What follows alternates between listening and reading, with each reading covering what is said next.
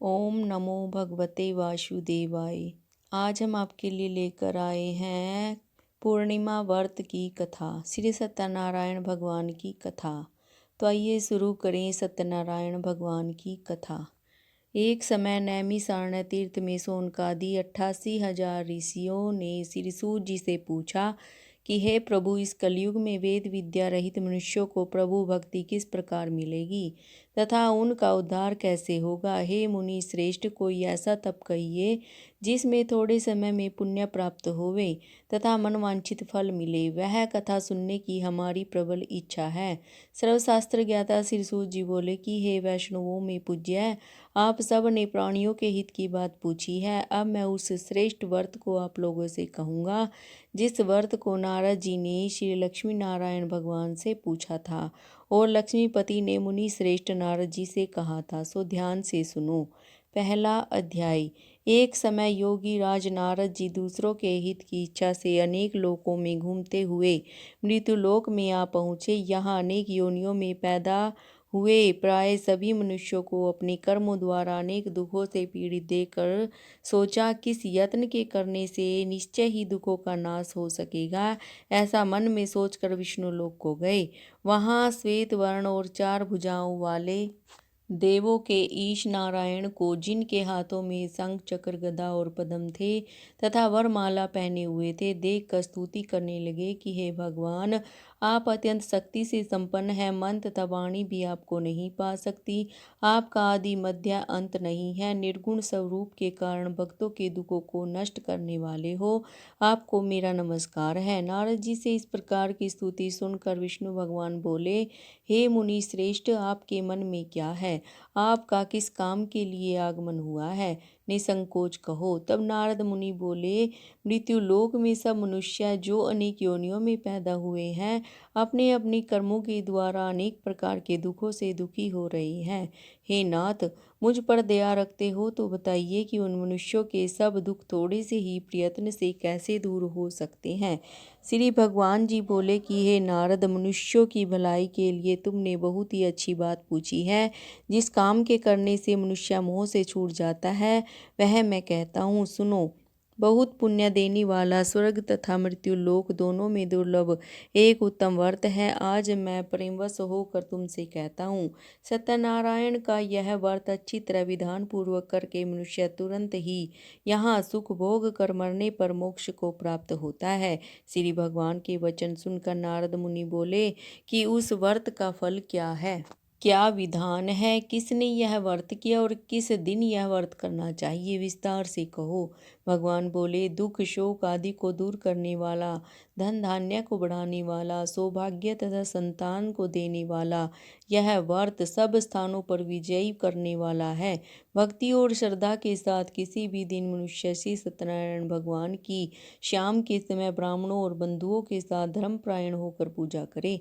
भक्ति भाव से नैवेद्य केले का फल, घी, दूध, गेहूं का चूर्ण सवाया लेवे। गेहूं के अभाव में साठी का चूर्ण, शक्कर तथा गुड़ ले और सब भक्षण योग्य पदार्थ जमा करके भगवान के अर्पण कर देवे तथा बंधुओं सहित ब्राह्मणों को भोजन करावे। पश्चात स्वयं भोजन करे। नृत्य गीत आदि का आचरण कर सत्यनारायण भगवान का स्मरण करता हुआ समय व्यतीत करे। इस तरह व्रत करने पर मनुष्य की इच्छा निश्चय ही पूरी होती है। विशेषकर कली काल में भूमि पर यही मोक्ष का सरल उपाय है। बोलो जय श्री सत्यनारायण भगवान की जय। दूसरा अध्याय। सूजी बोले कि ऋषियों, जिसने पहले समय में इस व्रत को किया है, इसका इतिहास कहता हूँ, ध्यान से सुनो। सुंदर काशीपुरी नगरी में एक अत्यंत निर्धन ब्राह्मण रहता था। वह भूख और प्यास से बेचैन हुआ नित्य ही पृथ्वी पर घूमता था। ब्राह्मणों से प्रेम करने वाले भगवान ने ब्राह्मण को दुखी देखकर बूढ़े ब्राह्मण का रूप धरकर उसके पास जा आदर के साथ पूछा कि हे विप्र, नित्य दुखी हुआ पृथ्वी पर क्यों घूमता है? श्रेष्ठ ब्राह्मण, यह सब मुझसे कहो, मैं सुनना चाहता हूँ। ब्राह्मण बोला, मैं निर्धन ब्राह्मण हूँ, भिक्षा के लिए पृथ्वी पर फिरता हूँ। हे भगवान, यदि आप इसका उपाय जानते हो तो कृपा कर कहो। वृद्ध ब्राह्मण बोला कि सत्यनारायण भगवान मनवांछित फल देने वाले हैं। इसीलिए हे ब्राह्मण, तू उनका पूजन कर, जिसके करने से मनुष्य सब दुखों से मुक्त होता है। ब्राह्मण को व्रत का सारा विधान बताकर बूढ़े ब्राह्मण का रूप धारण करने वाले श्री सत्यनारायण भगवान अंतर्ध्यान हो गए। जिस व्रत को वृद्ध ब्राह्मण ने बताया है उसको करूँगा, यह निश्चय करने पर उसे रात में नींद नहीं आई।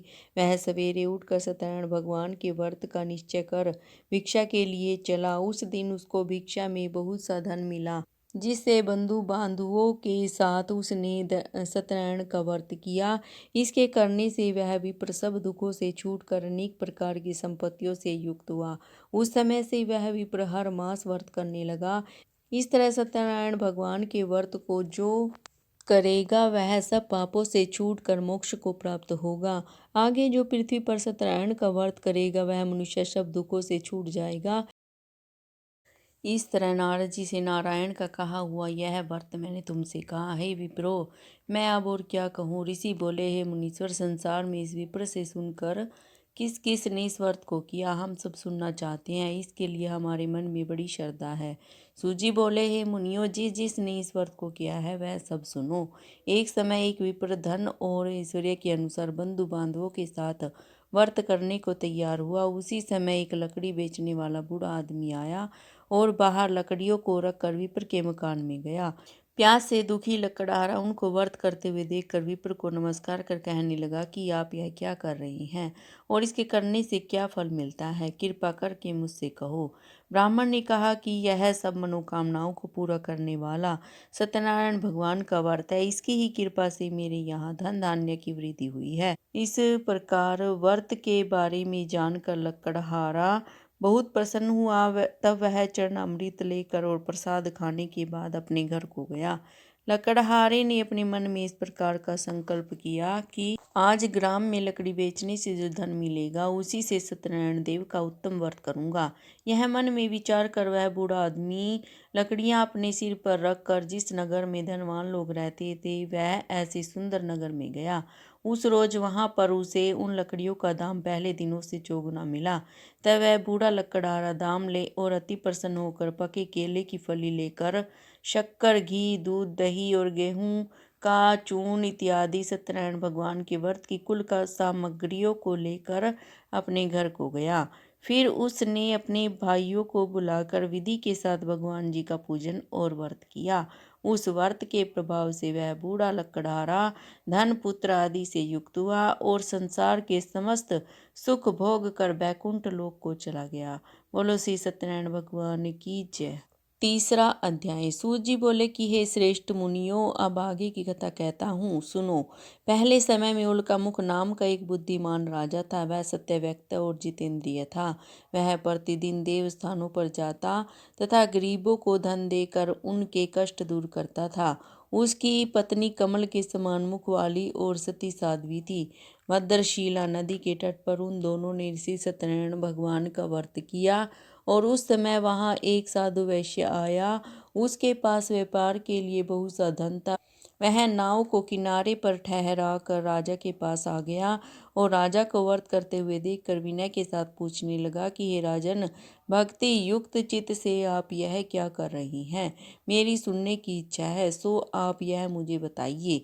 राजा बोला, हे साधु, अपने बांधवों के साथ पुत्र आदि की प्राप्ति के लिए एक महाशक्तिमान सत्यनारायण भगवान का व्रत व पूजन किया जा रहा है।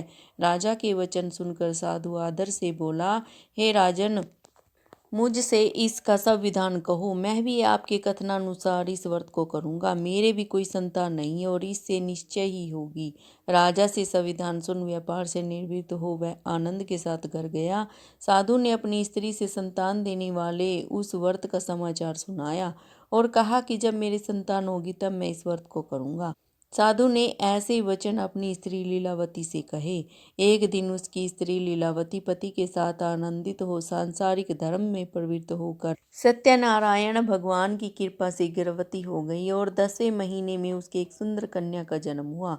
दिनों दिन वह इस तरह बढ़ने लगी जैसे शुक्ल पक्ष का चंद्रमा बढ़ता है। कन्या का नाम कलावती रखा गया।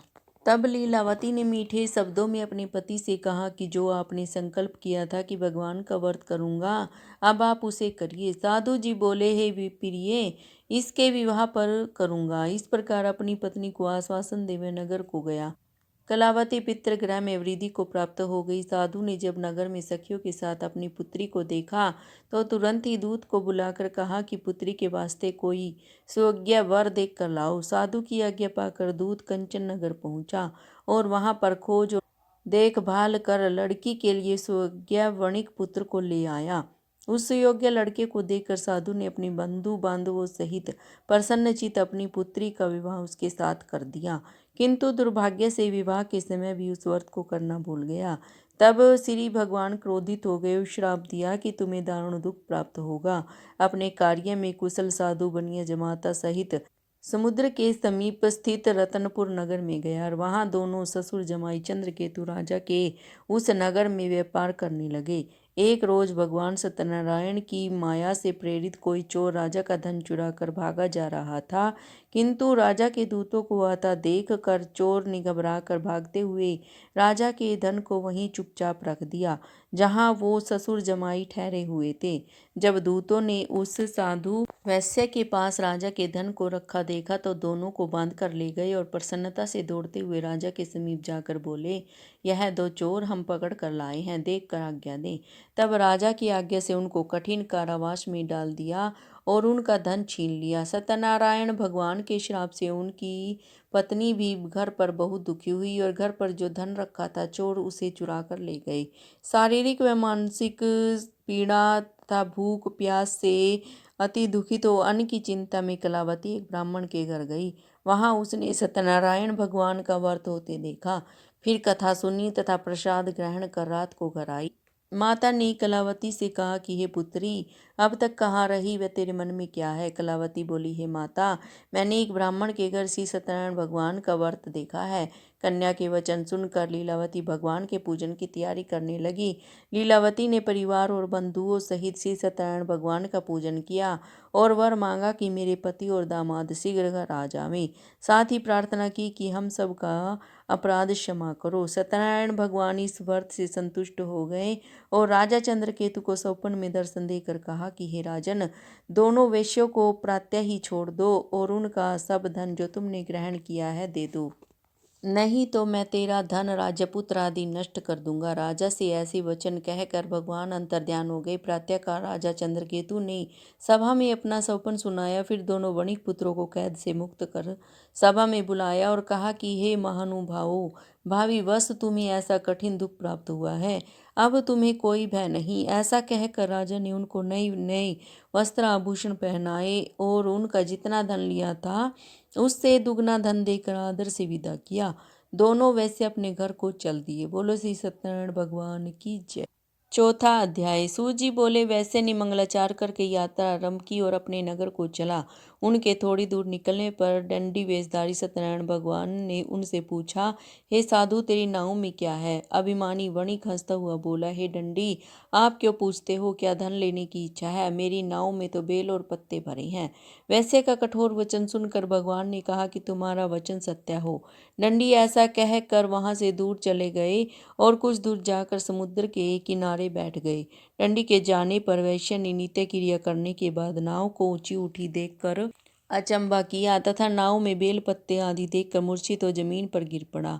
फिर मूर्छा खुलने पर अत्यंत शोक प्रकट करने लगा। तब उसका दामाद बोला कि आप शोक न करें, यह दंडी का श्राप है, अतः उनकी शरण में चलना चाहिए, तभी हमारी मनोकामना पूरी होगी। दामाद के वचन सुनकर वह दंडी के पास पहुंचा और अत्यंत भक्तिभाव से नमस्कार करके बोला, मैंने जो आपसे असत्य वचन कहे थे उनको क्षमा करो। ऐसा कहकर महान शोकातुर हो रोने लगा। तब दंडी भगवान बोले, हे वणिक पुत्र, तुम मेरी आज्ञा से बार बार तुम्हें दुख प्राप्त हुआ है, तू मेरी पूजा से विमुख हुआ। साधु बोला, हे भगवान, आपकी माया से ब्रह्मा आदि भी आपके रूप को नहीं जानते, तब मैं अज्ञानी कैसे जान सकता हूँ। आप प्रसन्न हो जाइए, मैं सामर्थ्य के अनुसार आपकी पूजा करूंगा। मेरी रक्षा करो और पहले के समान नौका में धन भर दो। उसके भक्ति युक्त वचन सुनकर भगवान प्रसन्न हो उसकी इच्छा अनुसार वर देकर अंतर्ध्यान हो गए। तब उन्होंने नाव पर आकर देखा कि नाव धन से परिपूर्ण है। फिर वह भगवान सत्यनारायण का व्रत पूजन कर साथियों सहित अपने नगर को चला। जब अपने नगर के निकट पहुंचा तब दूत को घर भेजा। दूत ने साधु के घर जा उसकी स्त्री को नमस्कार कर कहा कि साधु अपने दामाद सहित इस नगर के समीप आ गई हैं।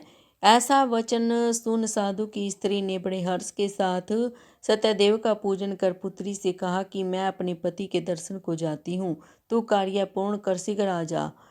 माता के ऐसे वचन सुनकर कलावती प्रसाद छोड़कर पति के पास गई। प्रसाद की अवज्ञा के कारण सत्यदेव ने रुष्ट हो उसके पति को नाव सहित पानी में डुबो दिया।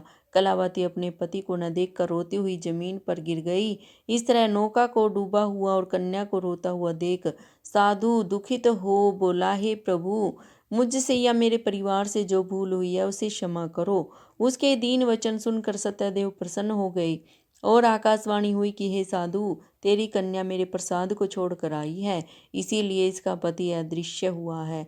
ऐसी आकाशवाणी सुनकर कलावती ने घर पहुंचकर प्रसाद खाया, फिर आकर पति के दर्शन किए। तत्पश्चात साधु ने बंधु बांधवों सहित सत्यदेव का विधि पूर्वक पूजन किया। इस प्रकार वह इस लोक का सुख भोग कर अंत में स्वर्गलोक को गया। बोलो श्री सत्यनारायण भगवान की जय।